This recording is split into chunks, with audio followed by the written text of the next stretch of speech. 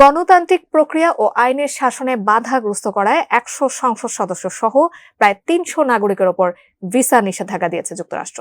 সোমবার যুক্তরাষ্ট্রের পররাষ্ট্র দপ্তরে এক বিবৃতিতে এই পদক্ষেপের কথা জানানো হয়েছে। এদিকে যুক্তরাষ্ট্রের প্রেসিডেন্ট জো বাইডেন একটি প্রেসিডেন্সিয়াল ঘোষণায় স্বাক্ষর করেছেন, যাতে বিশ্বজুড়ে দুর্নীতিতে জড়িত ব্যক্তিদের জবাবদিহির আওতায় আনতে ভিসা বিধিনিষেধ আরোপের এখতিয়ার সম্প্রসারিত হয়েছে। বিস্তারিত দেখুন আসাদ ভুঁইয়ার প্রতিবেদনে। মধ্য আমেরিকার দেশ গুয়েতেমালায় গণতান্ত্রিক প্রক্রিয়া ও আইনের শাসন বাধাগ্রস্ত করায় ১০০ কংগ্রেস সদস্য সহ প্রায় ৩০০ নাগরিকের উপর ভিসা নিষেধাজ্ঞা দিয়েছে যুক্তরাষ্ট্র। সোমবার যুক্তরাষ্ট্রের পররাষ্ট্র দপ্তরের এক বিবৃতিতে এই পদক্ষেপের কথা জানানো হয়েছে। ভিসা নিষেধাজ্ঞার আওতায় আসা ব্যক্তিদের মধ্যে বেসরকারি খাতের প্রতিনিধি এবং তাদের পরিবারের সদস্যরাও রয়েছেন। গুয়েতেমালার প্রেসিডেন্ট বের্নার্ডো আরেভালোর বিরুদ্ধে প্রসিকিউটরদের আইনি পদক্ষেপের কঠোর সমালোচনার পর যুক্তরাষ্ট্র এই ব্যবস্থা নিল। আরেভালোর নির্বাচনের বিজয় বাতিল চেয়ে আইনি পদক্ষেপ নিয়েছে প্রসিকিউটররা। তাদের এই পদক্ষেপকে অন্যায় ও অভ্যুত্থান চেষ্টার আখ্যায়িত করেছেন আরেভালো। গণতান্ত্রিক প্রক্রিয়াকে বাধাগ্রস্ত করার জন্য গুয়েতেমালার পাবলিক মিনিস্ট্রির বিভিন্ন পদক্ষেপের কঠোর সমালোচনা করেছেন ওয়াশিংটন।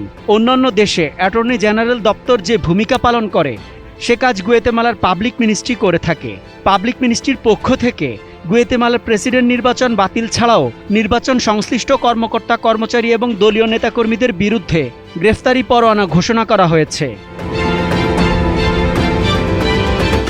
দুর্নীতির বিরুদ্ধে যুদ্ধ ঘোষণা করা আরেভালো গত জুনে অনুষ্ঠিত গুয়েতেমালা প্রেসিডেন্ট নির্বাচনের প্রথম ধাপের ভোটে প্রত্যাশার চেয়ে বেশি ফলাফল অর্জন করে। এর মধ্য দিয়ে আগস্টের দ্বিতীয় দফা ভোটের জন্য উপযুক্ত বিবেচিত হন তিনি।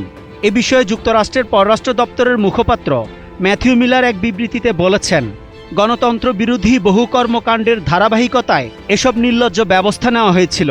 তিনি আরও বলেছেন, গুয়েতেমালার জনগণ তাদের কথা বলেছেন, তাদের বক্তব্যকে অবশ্যই শ্রদ্ধা জানাতে হবে। বেশ কয়েক বছর আগে দলের নিবন্ধন নেওয়ার সময় অনিয়ম হয়েছে বলে অভিযোগ তুলে তদন্ত হয়। এরপর গত আগস্টে অনুষ্ঠিত দ্বিতীয় দফা ভোটে গুয়েতেমালার সেনাবাহিনীর সমর্থনপুষ্ট প্রার্থীর বিরুদ্ধে বিপুল ভোটে জয় পান আরেভালো। যুক্তরাষ্ট্র ও পশ্চিমা দেশগুলো আরেভালোর পক্ষে অবস্থান জানিয়ে আসছে। এদিকে যুক্তরাষ্ট্রের প্রেসিডেন্ট জো বাইডেন একটি প্রেসিডেন্সিয়াল ঘোষণায় স্বাক্ষর করেছেন, যাতে বিশ্বজুড়ে দুর্নীতিতে জড়িত ব্যক্তিদের জবাবদিহিতার আওতায় আনতে পররাষ্ট্র দপ্তরের ভিসা নীতি আরোপের এখতিয়ার সম্প্রসারিত হয়েছে।